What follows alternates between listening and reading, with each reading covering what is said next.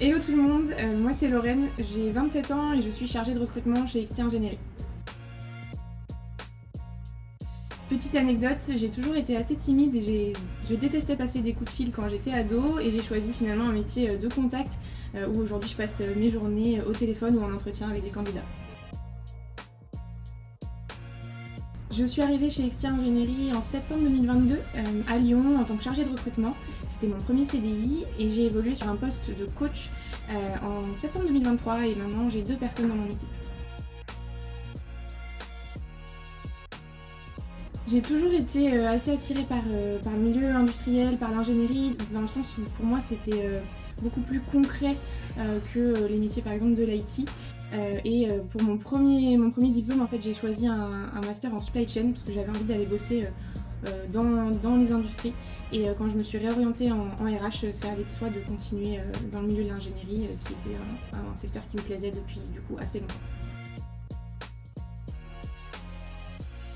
Dans les milieux industriels, surtout dans certains milieux en particulier comme typiquement le BTP, les femmes prennent de plus en plus de place mais ça a encore une connotation assez masculine et j'espère que ça va évoluer dans les prochaines années et que ça va continuer à avancer comme ça a pu avancer déjà ces dernières années. Le rôle que j'ai aujourd'hui dans les relations écoles avec XT Ingénierie, ça me permet d'aller à la rencontre des étudiants et des futures générations, de leur montrer qu'on peut être une femme dans le milieu de l'ingénierie et aussi de leur expliquer avec mon rôle de recruteuse que finalement ce qui compte c'est pas d'être un homme ou une femme et c'est essentiellement leur personnalité et leurs compétences et c'est ce qu'on met en avant chez XT Ingénierie donc ça prend tout son sens d'aller leur expliquer aux étudiants.